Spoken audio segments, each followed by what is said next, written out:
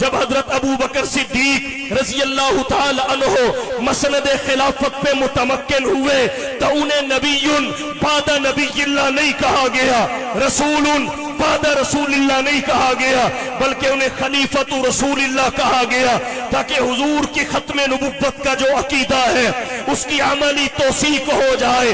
خلافت راشدہ کا اجراء حضور کی ختم نبوت کے عقیدہ کی عملی توثیق ہے۔ پھر یہاں ایک بات اور عرض کرنا چاہوں گا، حضور سرور عالم صلی اللہ علیہ وسلم کے بعد مسند خلافت پر سب سے پہلے جناب ابو بکر آئے، پھر جناب عمر آئے، پھر جناب عثمان آئے، پھر جناب علی المرتضیٰ آئے۔ کچھ لوگ یہ خواہش ظاہر کرتے ہیں کہ نبی کا پہلا خلیفہ حضرت علی رضی اللہ تعالی عنہ کو ہونا چاہیے تھا۔ یہ کسی کی خواہش تو ہو سکتی ہے، قرآن و سنت سے ثابت نہیں۔ یہ کسی کی خواہش تو ہو سکتی ہے، امت کی شورا کا فیصلہ نہیں۔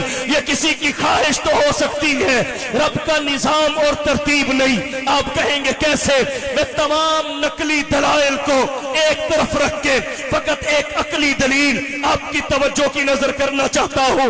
مجھے دنیا کا کوئی شخص بتائے اگر حضرت علی المرتضیٰ شیر خدا اسد اللہ کرم اللہ رضی اللہ حضور کے بعد مسند خلافت پہ متمکن ہوتے، وہ خلیفہ اول ہوتے، وہ خلیفہ بلا فصل ہوتے، تو مجھے دنیا کا کوئی انسان بتائے ابو بکر کب خلیفہ بنتے، مجھے کوئی بتائے عمر کب خلیفہ بنتے، مجھے کوئی بتائے عثمان کب خلیفہ بنتے۔ جیسے یہ کہا جاتا ہے جو ترتیب خلافت ہے وہی ترتیب افضلیت ہے، جو افضلیت کی ترتیب ہے وہی خلافت کی ترتیب ہے۔ آج اضافہ کر کے ایک بات آپ کی توجہ کی نظر کر رہا ہوں، جو خلفائے راشدین خلفائے اربعہ کی وفات کی ترتیب ہے وہی چاروں کی خلافت کی ترتیب ہے۔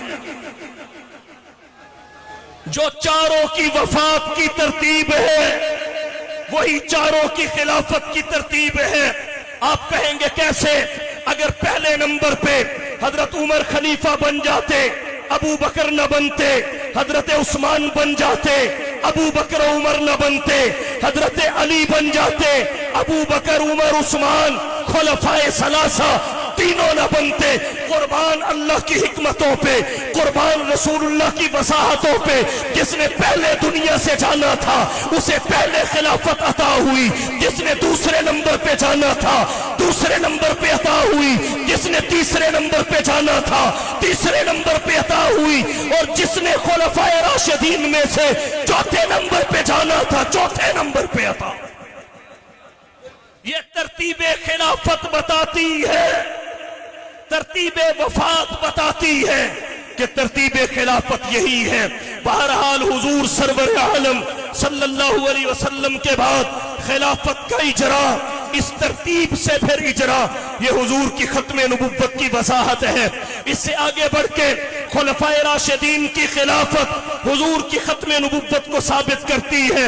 اس پہ دوسرا نقطہ عرض کرنا چاہوں گا، وہ دوسرا نقطہ یہ ہے، تمام صحابہ کرام نے جناب صدیق اکبر رضی اللہ تعالی عنہ کے خلیفۃ الرسول ہونے پر اجماع کیا ہے۔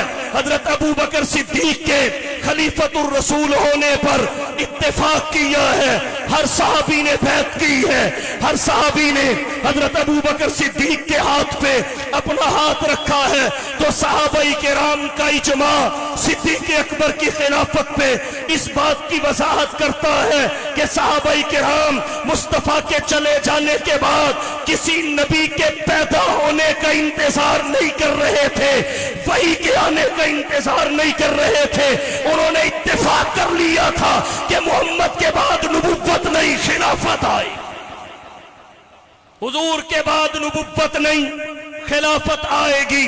اور تیسرا نقطہ، حضور کی ختم نبوت خلفاء کی خلافت سے ثابت ہوتی ہے، اس پہ یہ عرض کرنا چاہوں گا، منکرین ختم نبوت کے خلاف جناب صدیق اکبر رضی اللہ تعالی عنہ نے اجتہاد کیا، ارتداد کا اجتہاد تھا، قتال کا اجتہاد تھا، تمام صحابہ کرام رضی اللہ تعالی عنہ نے اس کی توثیق کی، اس کی تصدیق کی، اور حضور سرور عالم صلی اللہ علیہ وسلم کے صحابہ اتفاق و اجماع کے ساتھ منکرین ختم نبوت سے جہاد کے لیے نکل پڑے۔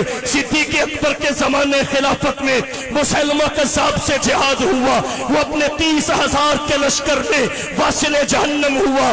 اسی طرح حضور سرور عالم صلی اللہ علیہ وسلم کے بعد جو ایک مدعی نبوت اور ظاہر ہوا وہ اسود انسی تھا، اس کے خلاف جہاد ہوا، اسے بھی واصل جہنم کیا گیا۔ حضور کے زمانے حیات کے بعد صحابہ کرام نے، حضور کی وفات کے بعد صحابہ کرام نے 4 مدعیان نبوت دیکھے، جن میں 3 مرد تھے، ایک مسلمہ قذاب، ایک اسود انسی، ایک طلیحہ، ایک خاتون تھی سجا بنت حارث۔ ان میں سے 2 قتل ہوئے، 2 نے اسلام قبول کیا، طلیحہ مسلمان ہو گئے۔ حضرت عمر بن خطاب رضی اللہ تعالی عنہ کے زمانے خلافت میں جنگ نہامن میں ان کی شہادت ہوئی۔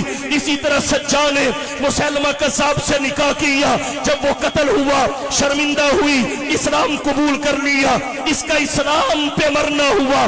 تو حضور سرور عالم صلی اللہ علیہ وسلم کی وفات کے بعد صحابہ کرام کا مرتدین اور منکرین ختم نبوت کے خلاف جہاد کے لیے نکلنا، یہ سب کا جہاد کرنا، خلفائے راشدین میں سے خلیفہ راشد حضرت ابو بکر صدیق کی خلافت کے زمانہ میں یہ خلفاء کے زمانے کا جہاد بھی بتاتا ہے کہ محمد مصطفیٰ کی نبوت آخری